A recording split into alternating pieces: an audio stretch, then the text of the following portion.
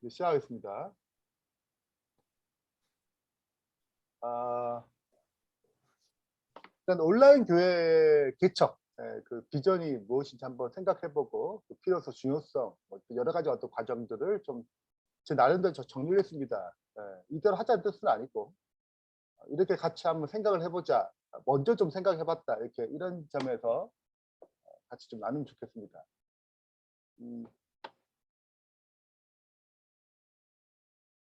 먼저 이제 온라인 교회가 뭐냐? 온라인 교회 정의부터가 좀 필요할 것 같아요. 온라인 교회 정의.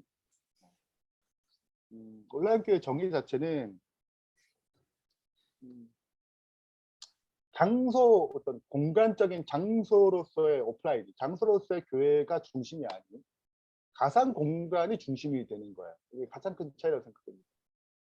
예배를 포함한 일체 신앙생활과 소속감을 이루는 게 온라인 교회다. 그래서 이제 우리가 흔히 생각하는 우리 현재는 오프라인이 중심이고 온라인을 이렇게 같이 겸해서 진행하죠.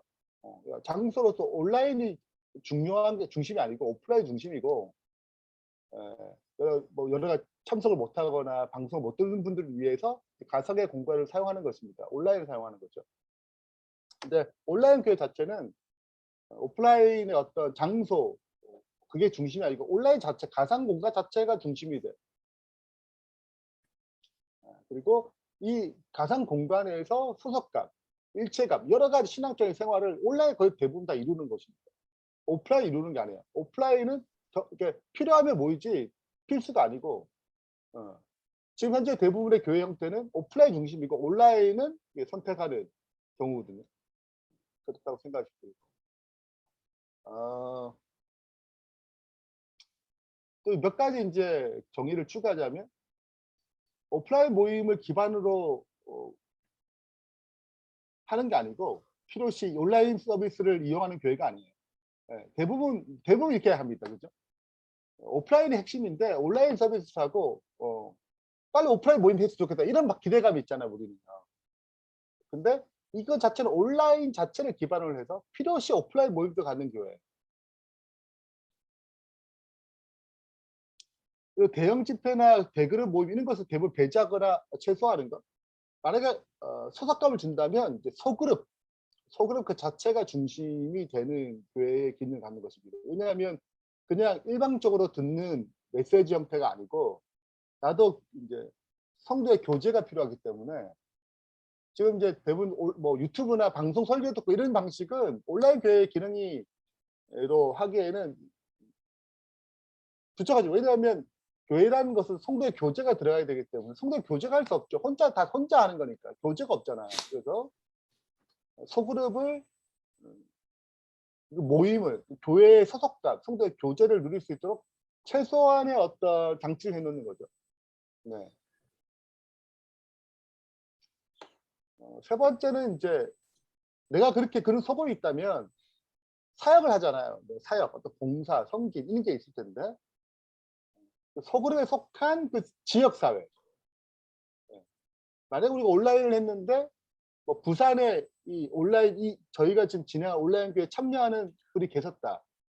거기서 몇 사람이 모여서 온라인을 해요. 또. 근데 다 부산이야. 뭐 멀리. 근데 이제 어떤 계획이 있어가지고 뭐 어떤 뭐 부산 무슨 행사가 있더라 뭐 이렇게 해가지고 우리가 도와주겠다면서 뭐 네다섯 명이 모여가지고 뭐 할 수 있다는 거죠. 네. 필요시 하는 것입니다. 뭐 이런 교회를 이제 못을 만들어가는 형태입니다.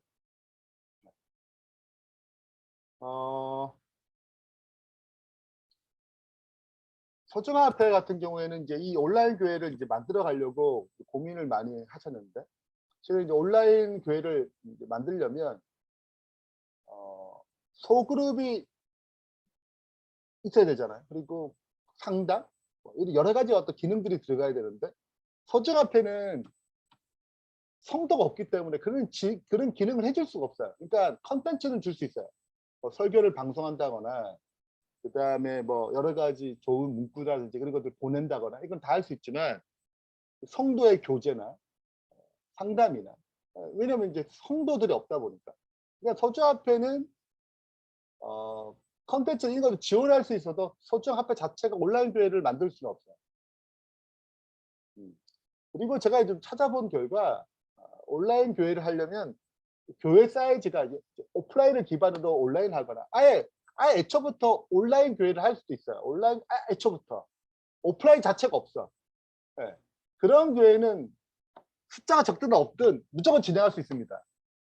네, 뭐 한 10명짜리 뭐 온라인 교회도 봤어요. 예.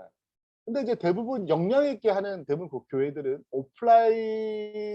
큰 오프라인 교회가 진짜 온라인 교회를 진행하는 거예요. 예. 뭐 세들백 교회도 그렇고 뭐 우리 한국의 선한목자 뭐 대부분 큰 교회들은 온라인 교회를 같이 겸해서 진행하는 경우가 종종 있습니다. 예.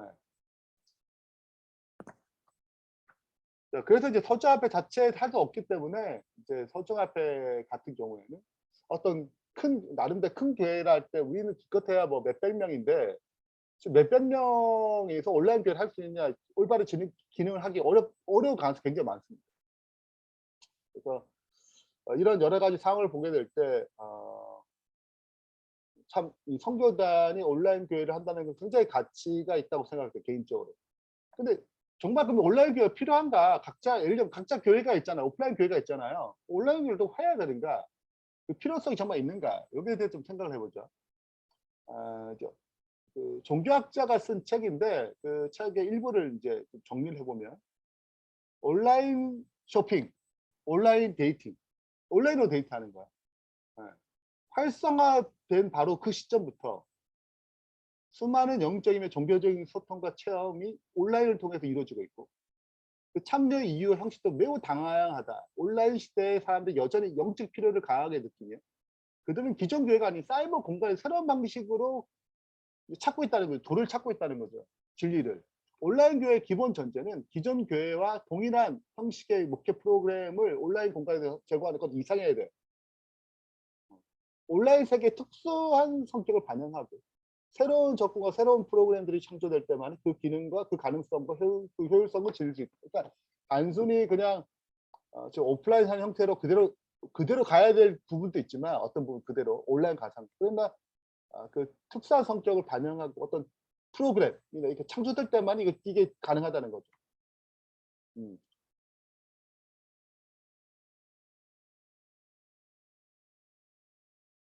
그리고 이렇게 합니다. 온라인 교회는 우리가 지원하고 보호할 글로벌 미래의 동반자다. 뭐 이렇게 이제 좀 접근합니다.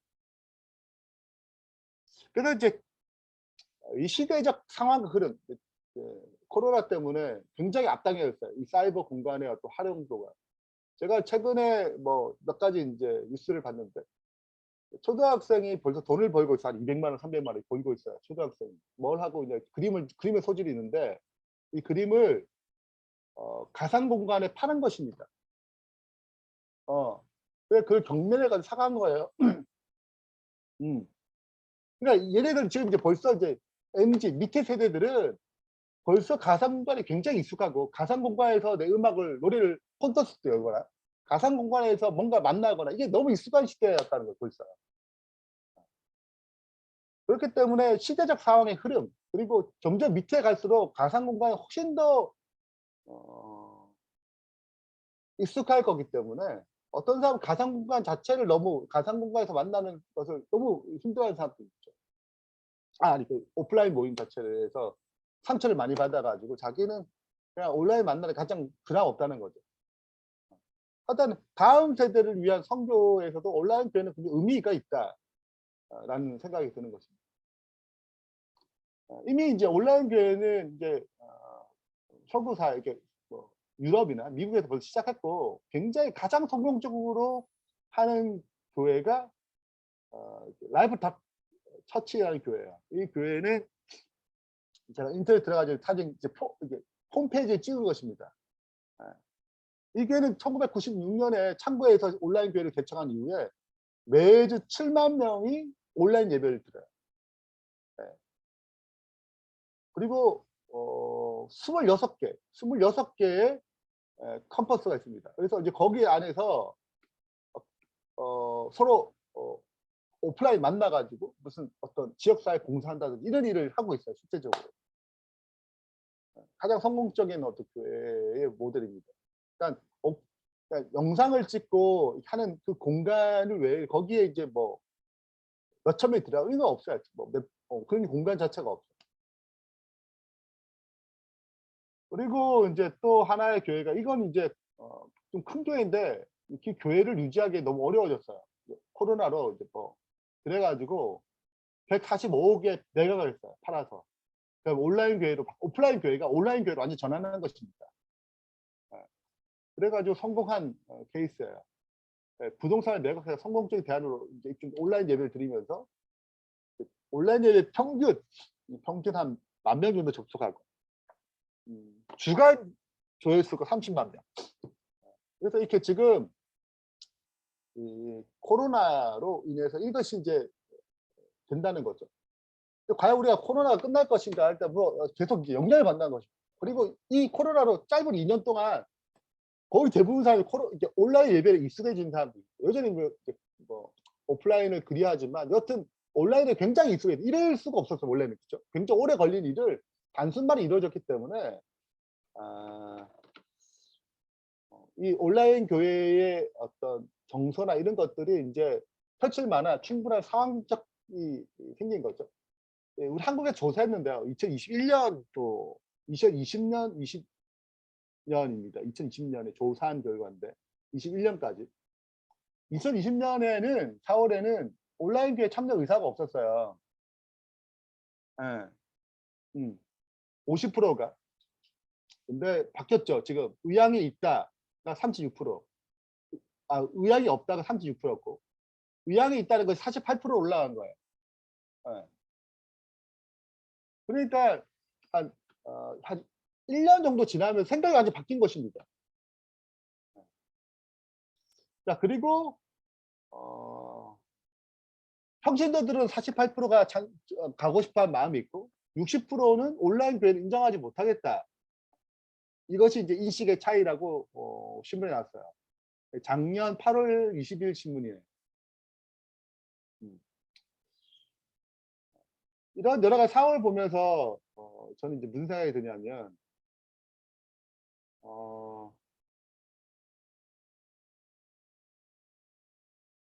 정서 자체가 생각 자체가 이제 점점 바뀌고 있구나. 이분들이 온라인 교회 온라인으로도 오프라인 아니더라도 온라인으로 충분히 만족하는 분들이 계시구나. 라는 것을 이제 느끼게 되는 것입니다. 상황적으로.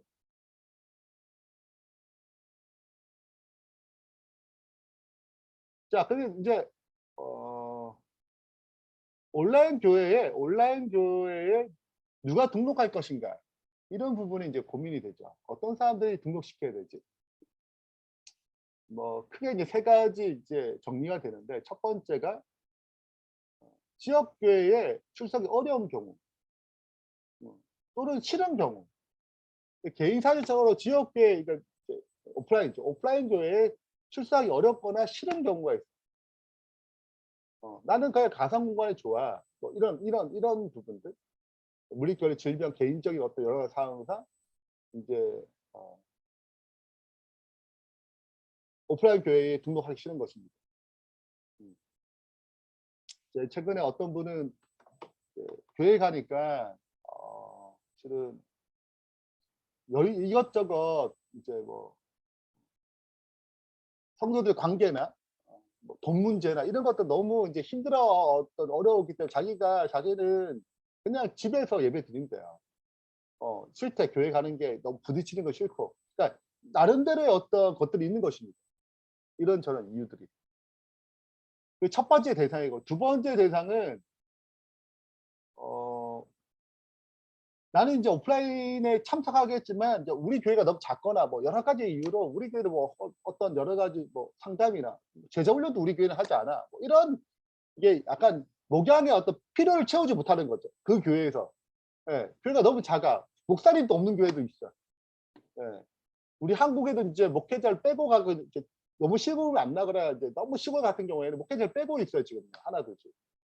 이런 상황에서 실은 제대로 훈련받지 못하죠. 그런 경우에 훈련이나 또 특별한 상담이나 특별한 기도를 받거나 이런 특별한 경우에 온라인 목장이 필요한 경우에 이제 참석하는 것입니다. 두 번째 대상이죠. 아, 그리고 이제 세 번째 경우가 이제 스텝으로 이제 참여하는 것입니다. 내가 온라인 교회에서 사역을 하고 싶다. 미디어나 어떤 여러 가지 어떤 사역에 참여하고 싶다. 내가 이제 몇 가지 필요하거든. 실제적으로 상담도 해줘야 되고, 목회자 혼자서 다 할 수 있는 건 아니잖아요. 그러니까 적어도 이제 같이 함께 사역할 팀이 필요하거든요. 이것이 땅이 아니고 홈페이지가 곧 땅이잖아요. 홈페이지가. 뭐 유튜브가 곧 땅이잖아요. 예, 그리고 이렇게 뭐 소그룹으로 줌으로 뭐 연다든지 이 모든 것들이 이제 중요한 스태tip들이 필요하기 때문에 거기에 내가 참여하겠다. 뭐 이런 부분. 이 세 가지 영역에서 온라인 교회에 등록이 될 것 같다는 생각이 듭니다. 특별히 3번 같은 경우에는 특별히 또 오프라인의 교회를 가져갈 수도 있어요. 오프라인 교회를 가지면서 동시에 온라인 교회를 헌신할 수 있다고 생각합니다. 두 개를 갖는 거죠. 예. 그리고 이제 온라인에서 어떤 사역들이 일어날 수 있는가? 크게 한 7가지 사역들이 일어날 수 있다고 얘기를 합니다. 7가지가 뭐냐면 온라인 예배를 해주는 거, 예배. 그 다음에 온라인으로 소그룹, 목장 모임을 갖는 것이고, 그리고 제자 훈련, 우리가 지금 제자 훈련 열심히 하고 있죠. 온라인으로. 네, 그리고 상담을 해주는 것입니다. 목약. 그래서 온라인으로 하는 거죠. 직접 집에 찾아가는 게 아니라 전화나 이것도 온라인으로, 아니면 이제 줌으로 미팅을 갖거나 이런 것들을 해주는 거죠. 중복기도. 그러니까 온라인으로 주로 온라인으로 선교하는 거니까 뭐 방송 연결해주거나 우리가 온라인을 참여시키거나 여러 가지 방법들. 마지막 7번째는 우리가 어떤 지역사회 이런 일로 우리가 한번 만나자. 예, 그래서 오프라인 미팅을 주최하거나 어떤 그 사역에 봉사하거나 뭐 이런 것들로 7번째 지역사회에 영향력을 미치는 것이 이제 크게 한 7가지 사역이 있습니다. 제가 이 단계별로 활동을 정리해 봤는데 첫 번째가 예배하고 전도하는 거예요. 1단계. 우리 예배를 계속 방송해 주고 실시간으로 예배들이 있는 거죠. 컨텐츠도 올리겠지만 예배, 또 전도하는 거죠. 뭐 좋은 어떤 전도에 관련된 영상이나 컨텐츠나 이런 것들을 전달해 주는 것. 뭐 이런 1단계고. 그다음 이 중에서 나는 이 교회 가고 싶다. 온라인 교회 참석하고 싶다. 뭐 1단계에서 오프라인 교회를 원하는 사람도 있겠죠. 오프라인 연결할 수도 있고 2단계 온라인 교회에 참석하고 싶다. 그러면 이제 2단계 세가적으로 참여하게 되겠죠. 그 다음에 이런 상담을 통해서 세 번째 단계가 소그룹에 참여하거나 훈련받고 싶다거나 여러 가지 단계가 나눠질 거예요. 거기에 맞춰서 이제 3단계가 진행될 것 같아요. 소그룹 참석시키는 뭐 러빙타임에 참석시키든 뭐 아니면 어떤 양육의 과정이 있든 뭐 그런 과정이 있고 3단계 마지막 4단계가 실제적으로 나는 오프라인 모임에 참석하거나 뭐 스태치로 들어오거나 어떤 사역의 리더로 서해오지거나 어떤 그 감화력을 끼치는 단계가 될 것 같습니다. 요 4단계로 성장하지 않을까라고 생각이 되는 거죠. 네. 그래서 첫 번째 단계를 좀 정리해 보면 예배 및 전도인데 이제 일단 저희 생각에는 열린 교회가 안식일 메인 설교가 될 것 같고, 네. 또 바뀔 수도 있겠죠. 근데 기본적으로 열린 교회가 기본적으로 이제 좀 메인이 되는 것이 이제 러빙 타임을 가지고 말씀을 하다 보니까 그런 교회가 없잖아요, 일단. 그래서 일단 그렇게 생각을 하고, 뭐 재림교회와 특별한 기별들을 이제 세미나나 뭐 어떤 컨텐츠로 이제 하고, 또 여러 가지 뭐 설교나 세미나를 이렇게 올리는 거죠. 이렇게 이리저리. 네. 또 전도할 수 있는 여러 가지 어떤 컨텐츠 제공하고 이런 것들이 첫 번째 단계 같아요. 네. 두 번째는 이런 과정을 통해서 이제 내가 이런 기별에 이런 것에 내가 참여하고 싶다 할 때 뭐 온라인 새 가족의 상담이나 신방 같은 게 일어날 것 같아요. 그다음에 그런 신방과 상담을 통해서 이 사람은 여기에 가면 좋겠다. 뭐 이런 공부를 했으면 좋겠다. 이런 어떤 단계를 밟았을 이런 어떤 판단이 될 거라고 생각됩니다. 바로 뭐 이제 제자 훈련에 들어갈 수 있기도 하겠죠. 뭐 여러 가지 것들을 이제 정리하고 그다음에 이 온라인 교회 갖고 있는 어떤 비전들을 설명하고 이런 것들이 될 것 같아요. 이 첫 번째 상담을 통해서 뭐 스태프들이 참여하든 뭐 훈련을 하든 뭐 기초 성경 공부하든 이런 여러 가지 단계들이 진행되지 않을까 생각됩니다. 세 번째 단계는 그런 사람들이 마침내 뭐 목장의 서구를 참여하든 묵상 공동체에 참여하든 제자 훈련을 받든 때는 기타 성경 공부 세미나에 참여하든 이런 것들이 이루어지지 않나 생각이 되는 거죠. 음. 그리고 마지막은 이제 가마력을 끼치는 거죠.